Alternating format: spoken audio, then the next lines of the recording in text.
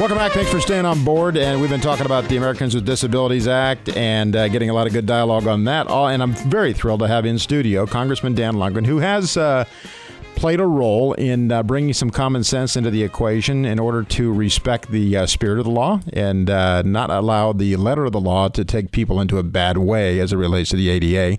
And let me tell you something, full disclosure. Congressman Lungren's opponent, Ami Bera, has been offered an opportunity to come on this program numerous times and has declined to do so. So it's not as though this is just a single-way proposition here. It is a chance for both. And Congressman Lungren has graciously agreed to join us this afternoon. Congressman Lungren, welcome, sir. Glad to have you. Thanks for having me, John. I appreciate it. Isn't it something, though, that here we have another example of the ADA abuse? Yeah. Right here in our own area. I mean, my wife sent me an email early this morning. She's back in D.C. She'll be here Friday, but someone had just sent her the story about Ford's. Yeah. And she said, "Is this true?" Yeah. I mean, this was at 5 a.m, and I had to look it up because I hadn't seen it yet. I mean, this is a repeat of what we've seen around here for so long, but this crystallizes the problem as many of us have suggested. That is, it can be make or break for small business operators. Yeah. Particularly, now here's one that's been in existence for decades, but when you're talking about those that are just starting, those that are just trying to hold on by their, just by a thread, when you have this kind of a threat that is so non-specific and yet threatening, you see what happens. It is in this case the camel that the straw that broke the camel's back. I absolutely can see how that happens because there are so many business owners who need to operate in a very efficient manner in terms of timeline because they need their income to arrive in order to meet the expenses of the business. They have to meet payroll. There's no flexibility on that. They have to pay their utilities, their rent, and all of that. So they are constantly chasing the flow of dollars. They may be making a decent living, but they need to have the money in a timely fashion. You throw an expense like this on top of it, and they're not going to make it. I just was visiting a business in my district last week.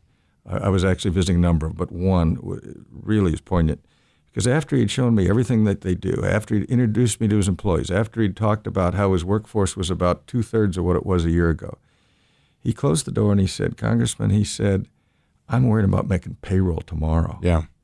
I mean, this is what many of our great men and women who are small business owners face.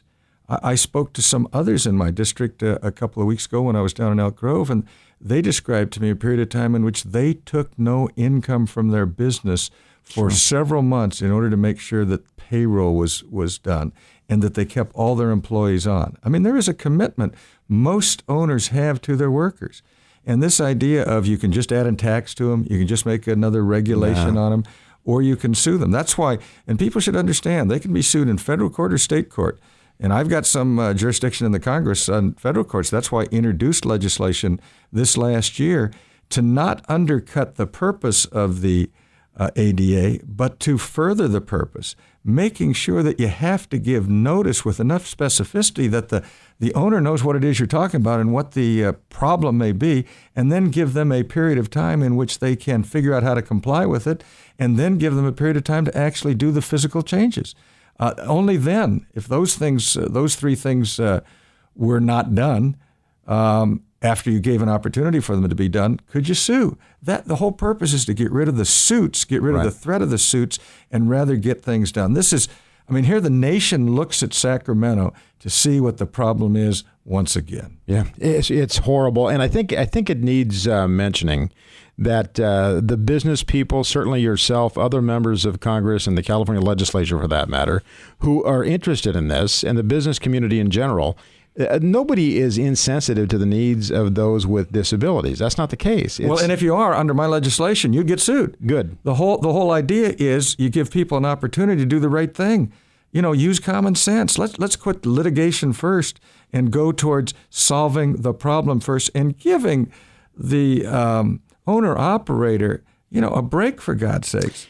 I mean, they're not evil people. They're trying to create jobs in our communities, and they're having a tough time.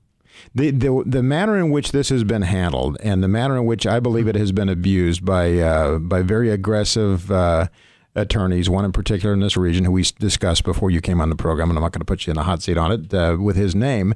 But there are others. He's not alone because it goes on across the country. Of course, nowhere more than California, if you look at the number of cases out of California. Absolutely. And here in Northern California, we're seeing just a tremendous number of them. So we have an unemployment problem, if people haven't noticed, statewide, which is higher than the national average. We've got one here in this region that is as much as we find in the state. I mean, this is unbelievable in terms of the unemployment rates we've had. And to add this on top to make it more difficult for people to operate makes no sense whatsoever. And it's good intentions gone awry. I mean, it's because I have good intentions, I must justify my action, seems to be the liberal slogan. And the fact of the matter is it ends up hurting everybody. Absolutely. A number of the operators I've talked with actually suffer from disability themselves. Yeah. In fact, we've got callers that want to get in. We'll get you after the break. But they want to make that point that for some of the folks who suffer from these challenges, it makes it more difficult for them as well. The way this has been abused, I think, is frankly tantamount to a police officer stopping a motorist on the highway with a burnout taillight that they had no idea they had. And rather than giving him an opportunity to correct the violation and get it signed off, they levy the motorist right then and there, perhaps take the car, because that's what this is. It has been so such an overwhelming burden. And again, I think it is tantamount to legal extortion, and I'm thrilled to see some changes my bill, place. By the way, is H.R. 3356, the Access Act. Okay, very good. Very good. That's for Russell and Roseville, who was all over it. All right, quick break and get back with some of your very good calls on the board here. Stick around. John McGinness and Congressman Dan Lungren with you right after this.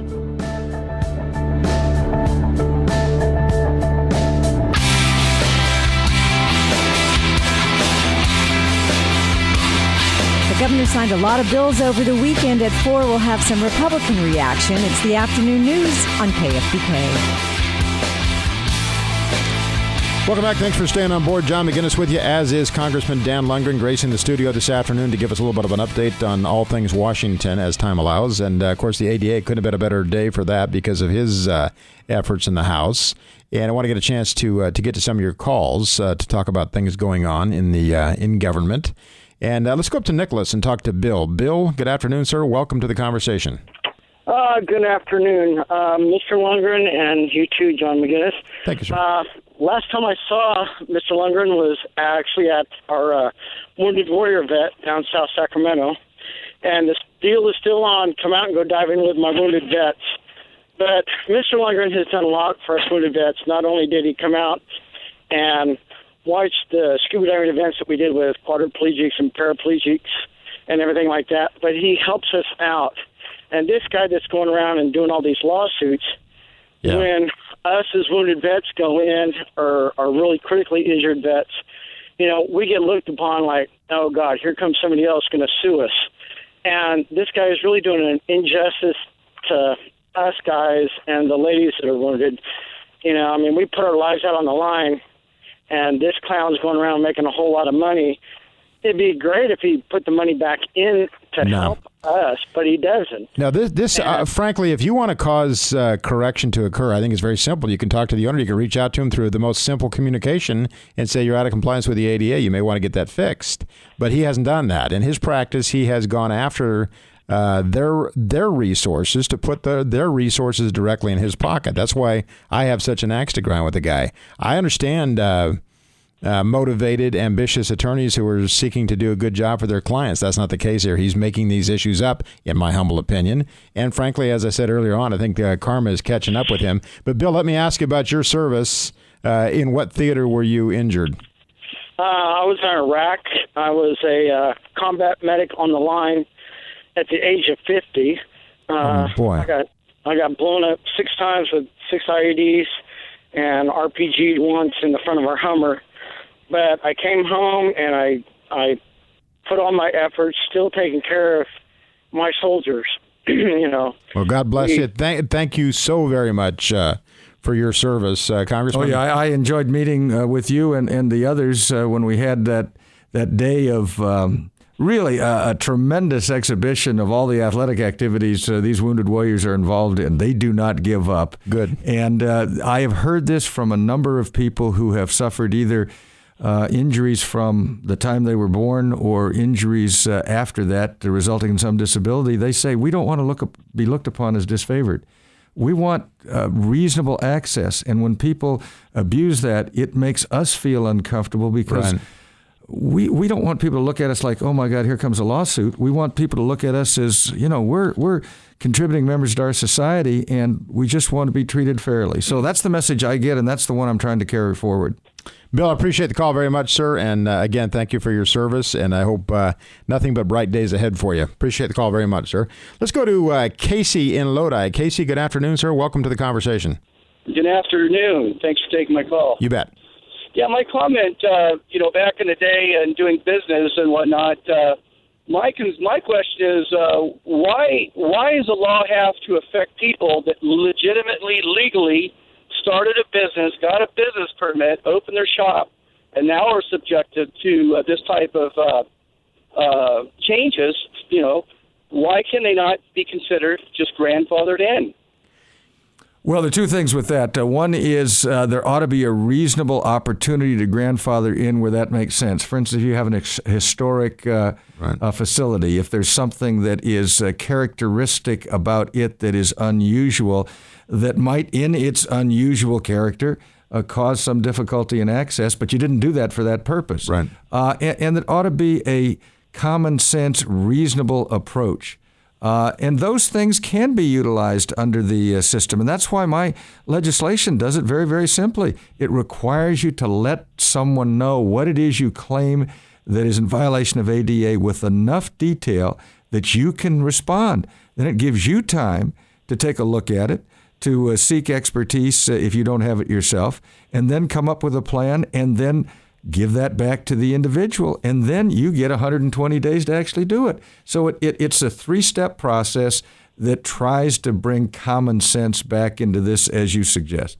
Yeah, it occurs to me that at least as it relates to employment purposes, the standard for ADA is reasonable accommodation. So even if there was an opportunity for a person seeking to access a business or establishment of any kind, we heard about a church situation, if there was a method or a means through which they could contact someone who could perhaps open an alternate door or make some other reasonable accommodation, it seems like that should be part of the dialogue, which I suppose can now occur as a result of your legislation. That's what we hope. Now, some would say, well, wait a second, if you make a special accommodation for us, we're not being treated the same as somebody else.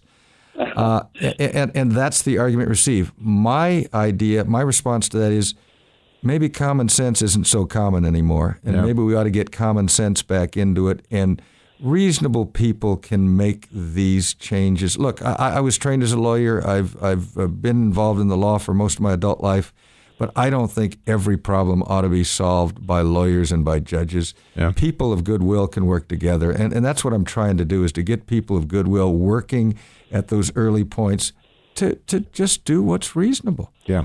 The business owners that I know that have been adversely impacted by this would absolutely do anything in their power to make sure that anybody who sought access to their business was accommodated. And I can give you very specific examples in which they actually sought out accommodation. Where if they're in business, they're usually in business to do business. Exactly. They want the proceeds. There's no doubt about that. But that's what I mean. And so, does it make sense that they would not want people to come in? Nope. Your money's green regardless of how you get in the door.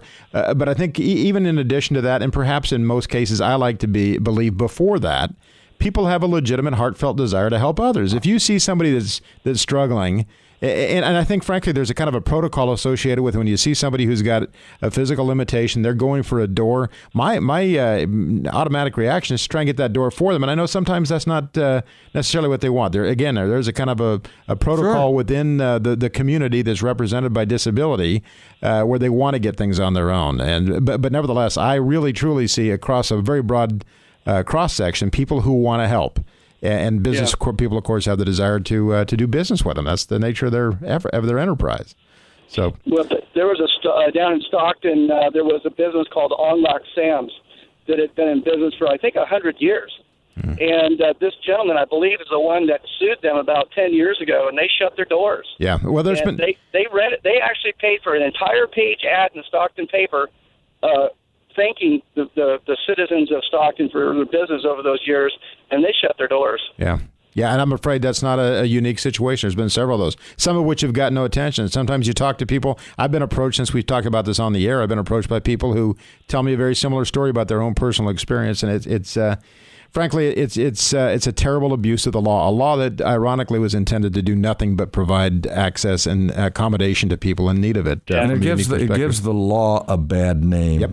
And then people wonder, should I support it? I want people to support the law. I want us to have reasonable access for people who are disabled.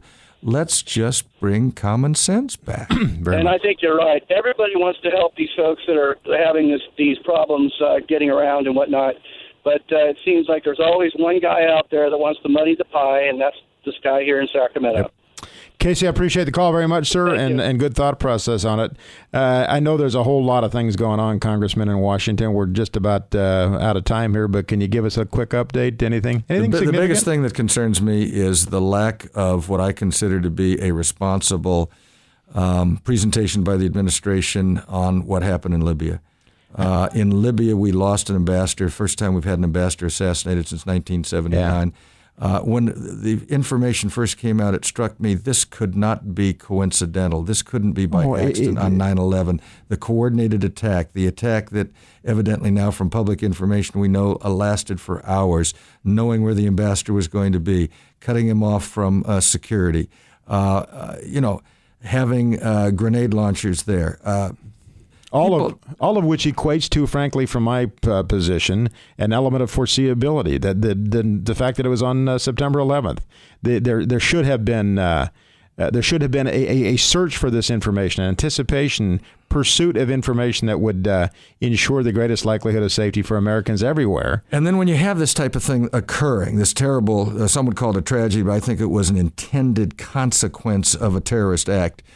We in the Congress have a responsibility to do oversight. What went wrong? We cannot do it if we don't get the facts from the administration. That's what upsets me. It upsets me in the area of Fast and Furious. It upsets me here because I'm privileged to stand in the shoes of my constituents doing the oversight to ensure that the executive branch is doing its job, not violating the Constitution, not trampling on civil liberties, but protecting us in the way envisioned by our founding fathers. I can't do that. My colleagues can't do that if the administration won't come forward with the facts. Sure, it might be embarrassing. Maybe it's politically difficult for them, but there's a higher calling, and that's protecting this country. Ironically, I think you step up and own it. You actually save yourself political embarrassment, too, obviously referring to the administration, not the House. Thank you, as always, sir, so very much. Appreciate it. Please keep fighting the hard fight for us. Stay in touch. Thank you always good to catch up with you whenever you're in town. I appreciate it. Thank you very much. Best to your family. As you can tell by the sound of the music, folks, I'm out of here. I'll be back with you tomorrow afternoon, but in the meantime, stick around for the lovely Kitty O'Neill. She's coming up next with the afternoon news. So long.